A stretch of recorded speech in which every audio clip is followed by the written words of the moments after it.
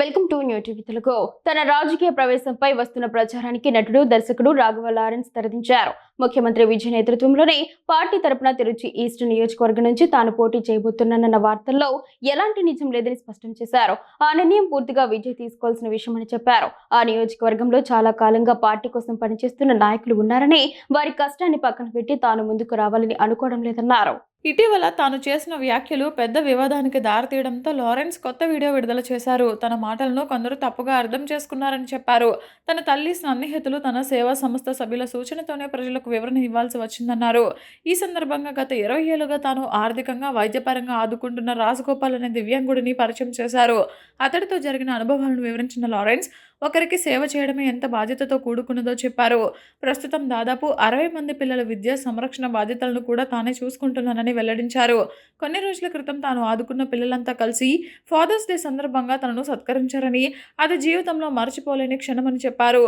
ప్రజల ప్రేమ వల్లే ఈ స్థాయికి వచ్చానని, తనపై వస్తున్న విమర్శలు వ్యక్తిగతంగా ఎంతో బాధించాయని పేర్కొన్నారు. ఈ పరిణామాలతో తన తల్లి కూడా తీవ్ర ఆవేదనకు గురై రాజకీయాలకు దూరంగా ఉండాలని కోరిందన్నారు. రాజకీయాల్లోకి రావాలా వద్దా అని ప్రజలనే అడిగానని, అందులో తప్పేముందని కూడా ప్రశ్నించారు. తనను ఈ స్థాయికి తీసుకొచ్చింది ప్రజలేనని, అందుకే వారి அபிப்பிராயத்துக்கு விலுவை இஸ்தானన్నారు. எல்லாருக்கும் வணக்கம். இந்த வீடியோ பதிவு எதுக்குன்னா, ஒரு 2 முக்கியமான விஷயத்த உங்ககிட்ட தெளிவுபடுத்துறதுக்காக தான். ஒன்று வந்து இந்த திருச்சி கிழக்குன்னு போயிட்டு இருக்குல்ல, அதுக்காக. இன்னொன்று நான் ரீசெண்டாக அட்டன் பண்ண ப்ரெஸ் மீட்டில் ஒரு வார்த்தையை கான்ட்ரவர்சி ஆக்கிட்டாங்க. முதல்ல இந்த ப்ரெஸ் மீட்டை பற்றி பேசிடலாம். நான் ப்ரெஸ் மீட்டு கொடுத்துட்டு வந்துட்டேன். ஒரு விஷயத்த கான்ட்ரவர்சியாக மாற்றி அது தப்பாக 2-3 பேர் பேசுகிறேன்னொடனே நான் ட்வீட் போட்டுட்டேன். எழுத்துப்பூர்வமாக போட்டுட்டு, நான் ஏங்க மக்களை போய் அப்படி பேச போகிறேன், நான் ஏன் மக்களை போய் அப்படின்னு நினைக்க போகிறேன். தெரு நாயிலிருந்து வீடு வரைக்கும் புரிதலை பற்றி பேசணும்னு நினச்சேன். நான் பாட்டு ட்வீட் போட்டு எழுத்துப்பூர்வமாக போட்டுட்டு நான் ஷூட்டிங் போயிட்டேன். ஷூட்டிங் பண்ணிக்கிட்டே இருக்கோம். 2 நாளுக்கு அப்புறம் பார்த்தீங்கன்னா ஃப்ரெண்ட்ஸ் எல்லாம் ஃபோனு, நண்பா நீ இதுக்கு ஒரு வீடியோ போட்டால் நல்லாயிருக்கும், எல்லாம் தப்பாக புரிஞ்சிட்டு இருக்காங்க, ஒரு சிலர் இதை அட்வான்டேஜாக எடுத்துக்கின்னு உன்னை பற்றி தப்பாக பேசிகிட்டு இருக்காங்க அப்படின்னா, இப்போ அதான் ஒரு தடவை ட்வீட் போட்டுட்டான்ல, விட்டு நம்ம அதுக்கு போய் சும்மா பேசிகிட்டு இருக்கக்கூடாது. தப்பு நம்ம பண்ணால் பரவாயில்ல, நம்ம தான் பண்ணலையே அப்படின்னு விட்டாச்சு. அதுக்கப்புறம் என்னுடைய ட்ரஸ்ட் குழந்தைங்கள்லாம் ஃபோன் போட்டு, நம்ம படிக்க வச்ச குழந்தைங்க அங்கங்கே வேலை பண்ணிகிட்டு இருக்காங்கல்ல, அங்கிள் நீங்கள் இதுக்காக ஒரு வீடியோ போடுங்க ப்ளீஸ், இது ரொம்ப தப்பாக போய்ட்டுருக்கு அப்படின்லாம் பேசினாங்க. என்னடா இது எல்லாம் இப்படி சொல்கிறாங்களே அப்படின்னு பார்க்கும்போது, வீட்டுக்கு போனால் வீட்டில் அம்மாவும் அப்செட்டில் இருக்காங்க. இதுக்கு தான் நான் ஒன்று அரசியலுக்கு போவானு. நான் ஐயோ இது ஏதோ ரொம்ப தப்பாக இருக்குது போல். ஃப்ரெண்ட்ஸுங்கிட்ட எல்லாம் கேட்டு பார்த்தா, நம்ம சொன்ன எண்ணங்கள் வேறு, இவங்க தப்பாக பேசிகிட்டு இருக்காங்க, அதுவும் ரொம்ப தப்பாக இருக்குது அப்படின்னும் போது, எனக்கு ரொம்ப க்ளோஸான ஒரு பையன் ஒருத்தர் இருக்கார் என்னுடைய ட்ரஸ்ட்டில். அவர் பேர் ராஜகோபால்.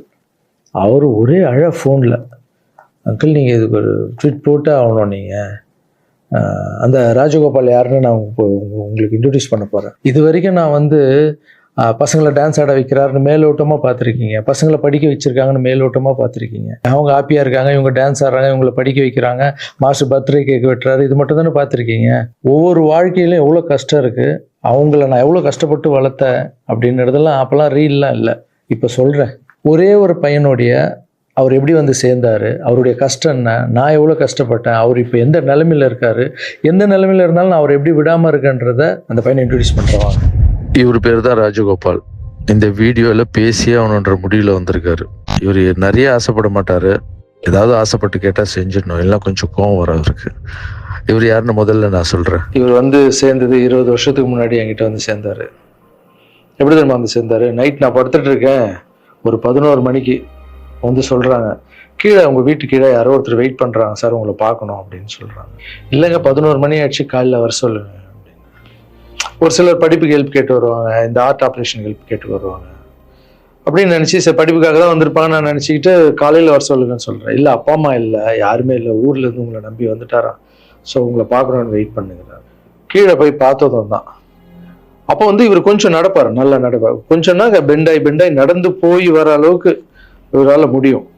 போய் பார்த்தேன், அப்படியே கண்ணில் அப்படியே தண்ணி, அப்படியே கலங்கி என்னை அப்படியே கட்டி பிடிச்சாரு 20 வருஷத்துக்கு முன்னாடி இவர். ஸோ அந்த அணைப்பிலே எனக்கு ஃபீல் ஆச்சு, இது வலி உள்ள ரொம்ப இருக்கு, அவருக்குள்ள நிறைய வலி இருக்குன்னு என்னால் ஃபீல் பண்ண முடிஞ்சது. ஏடாக நானும் உட்காந்து கேட்டேன், இல்லை சார் எனக்கு அப்பாவும் இல்லை அம்மாவும் இல்லை யாரும் இல்லை, என்னால் கொஞ்சம் தான் நடக்க முடியும், எனக்கு நீங்கள் உங்களை பற்றி கேள்விப்பட்டேன் சார், நான் இங்கேயே உங்கள் கூடவே தங்கிக்கிறேன் சார், அவங்கள பற்றிலாம் நான் படிச்சிருக்கேன் சார், எனக்கு அப்பாவா அம்மாவா இருந்து நீங்கள் என்னை பார்க்கணும் சார் அப்படின்னு. அந்த நைட் டைமு, அவருடைய பேகு, நடக்க முடியாத ஒரு சூழல் அப்படியே பார்த்து அப்போ தான் நான் ஆரம்பித்து சின்ன சின்ன குழந்தைங்க இருக்காங்க, பெரியவங்களை எப்படி சேர்த்துக்கிறது உள்ள, குழந்தைங்க கூட போய் எப்படி நம்ம இவங்கள மிக்ஸ் பண்ணுறது, இந்த டவுட்டெல்லாம் இருக்குது மைண்டில். இதெல்லாம் ஓடுது. எல்லாம் சின்ன பசங்களாக இருக்காங்க, இவர் பெரியவராக இருக்காரு, எப்படி உள்ள இதெல்லாம் போயிட்டு இருக்கும்போது கூட யோசனை பண்ணிக்கிட்டே இருக்கேன். பட் எது நடந்தாலும் இல்லை, கடவுள் அமைச்சிருக்காரு, அவ்வளோதான். சேவையே கடவுள், வாங்க நான் பார்த்துக்கலாம் அப்படின்னு அவர் அப்படியே உள்ளே கூப்பிட்டு போனேன். கூப்பிட்டு போய் ஃபஸ்ட் டைம் சாப்பாடு போடுறோம் வீட்டில்.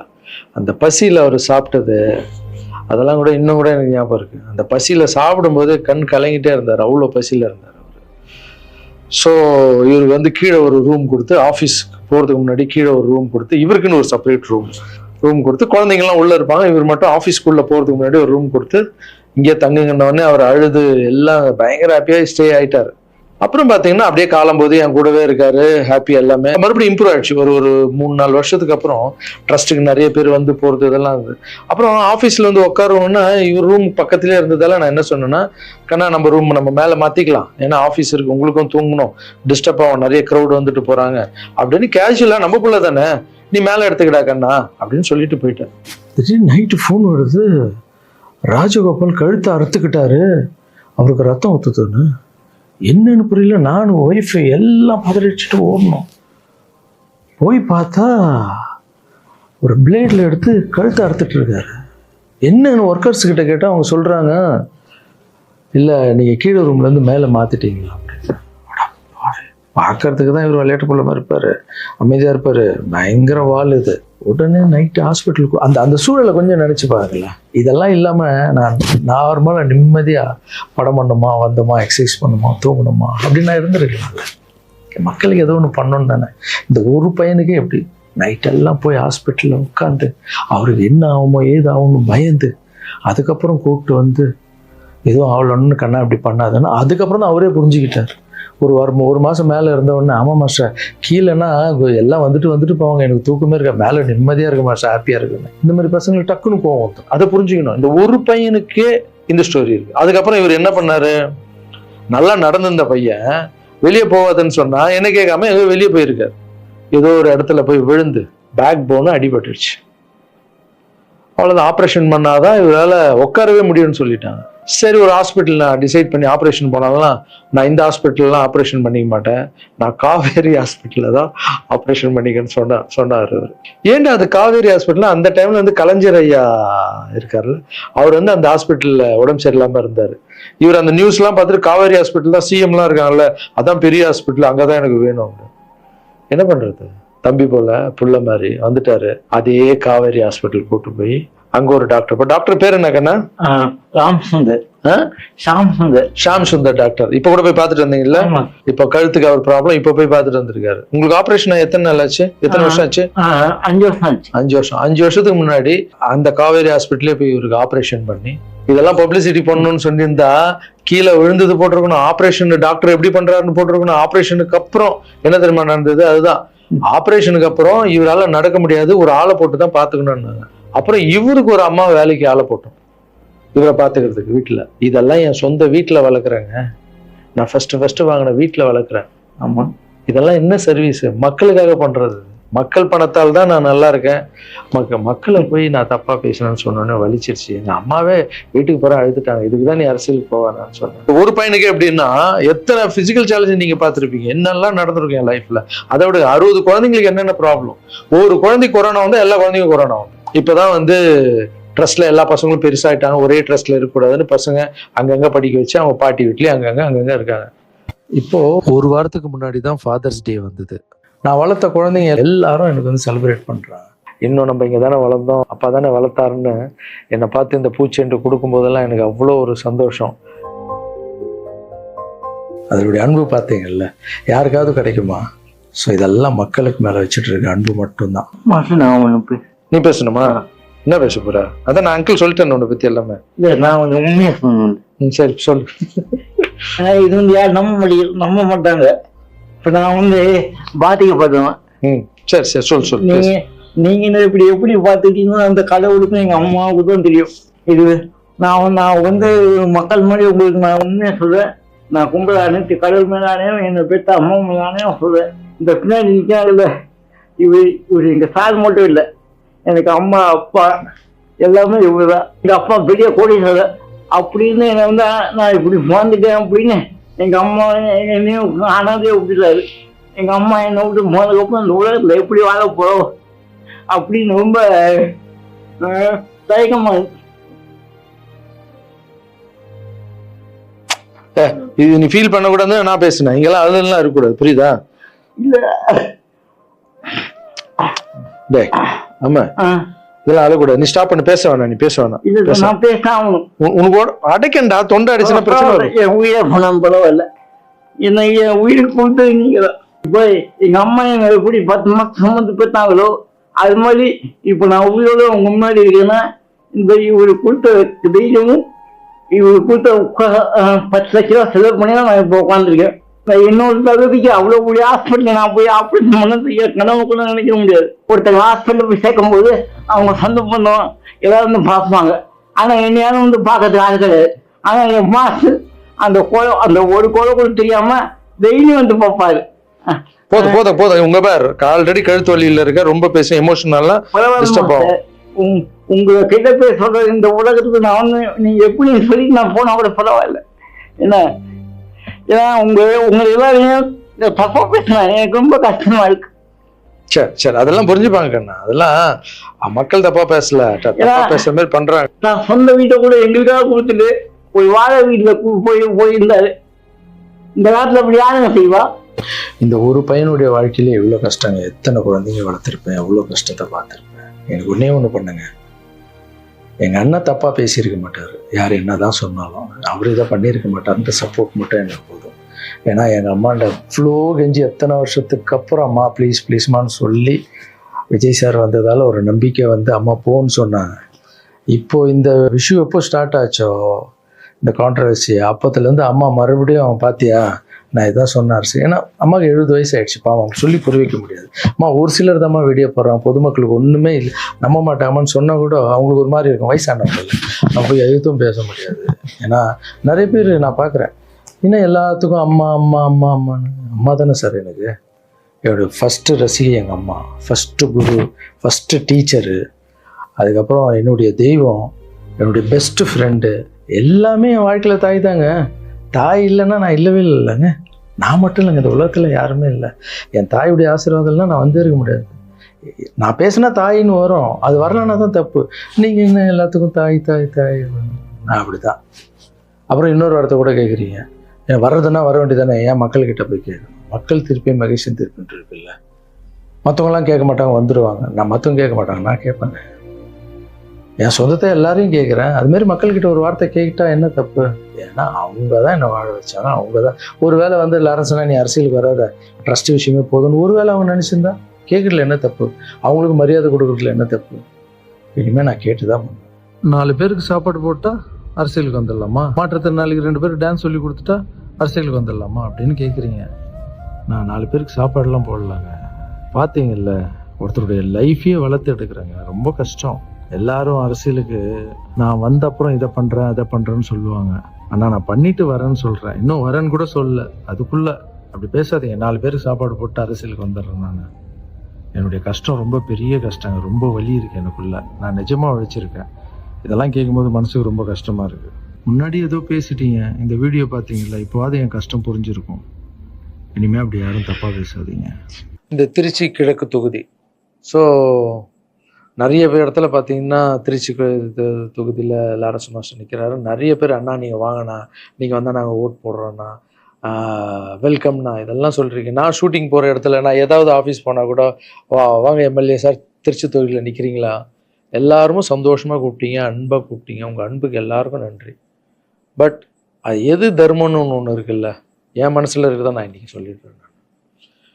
திருச்சி தொகுதியில் நான் வந்து நிற்கணுமா, இல்லை விஜய் சார் எப்போ ஹீரோ ஆனாரோ அப்போத்துலேருந்து ஒருத்தர் போஸ்ட் ஓட்டியிருப்பார்ல, அதுக்கப்புறம் அவர் அரசியல் ஸ்டார்ட் பண்ண அப்புறம் அந்த அரசியலுக்காக உழைச்சிருப்பாங்கல்ல, அவர் ஆரம்ப ஸ்டேஜ்லேருந்து வந்தவங்களாம் இருப்பாங்க, அவங்க வரணுமா நான் வரணுமா? விஜய் சார் வீட்டில் இன்னும் எத்தனை பேர் திருச்சிக்காக வெயிட் பண்ணிட்டு இருக்காங்களோ நம்மளுக்கு என்ன தெரியும்? அது விஜய் சார் டிசைட் பண்ணணும். விஜய் சார் யார் நிற்க வைக்கிறாங்களோ யார் வேணாலும் ஜெயிப்பாங்க. ஏன்னா விஜய் சார் முகத்துக்கு தானே ஓட்டு விடுது. ஸோ அந்த இடத்துல போய் நான் போய் நிற்கிறதுன்றது அது தர்மமே இல்லைல்ல. யாரோ ஒருத்தர் விதை போடுவாங்க, அங்கே செடி முளைக்கும், அதுக்கு வேலி கட்டுவாங்க, அதை பாதுகாப்பாங்க. ஒரு மரம் ஒன்று வரும், அந்த மரத்தில் ஒரு பழம் வரும். அந்த பழத்தை நான் எடுத்து சாப்பிட்ணுமா, விதை போட்டவங்க சாப்பிட்ணுமா? ஒரு வேளை நம்ம போய் சேரணும்னா எப்படி தெரியுமா சேரணும்? ஃபஸ்ட்டு உறுப்பினராக போய் சேரணும். உறுப்பினராக சேர்ந்து அந்த கட்சிக்காக 3 வருஷம் உழைக்கணும், 4 வருஷம் உழைக்கணும். கட்சியுடைய எல்லா நல்ல திட்டங்களையும் எடுத்துன்னு போய் வெளியே சொல்லணும். கடமையை செய், பலனை எதிர்பார்க்காதன்றது தான் என்னுடைய கோட்டை. உழைக்கணும். அப்புறம் கட்சி மேலிடம் பார்த்து, சிஎம் பார்த்து நல்லா உழைக்கிறாங்க ஒரு போஸ்ட் கொடுத்தா அந்த போஸ்ட்டில் நம்ம இருந்து என்ன பண்ணணுமோ அதை பண்ணணும். அது தர்மம். நான் ஃபஸ்ட்டு என்னுடைய நிலைப்பாடை சொல்கிறேன். நான் எதுக்கு அரசியல் வந்திருக்கேன், ஏன் வந்திருக்கேன், யார் கூட போக போகிறேன் அப்படின்றத இன்ஃபார்ம் பண்ணுறேன். ஒரே ஒரு விஷயம் அவர்கிட்ட ஹெல்ப் கேட்க போகிறேன், எனக்காக இல்லை. எப்படி நம்ம ஹெல்ப் கேட்க போகிறேன்? கலைஞர் ஐயா இருந்தார், அவர் இருக்கும்போது நான் ஒரு சில குழந்தைங்கிட்ட ஆப்ரேஷனுக்கெல்லாம் ஹெல்ப் கேட்டேன், அவரும் பண்ணார்.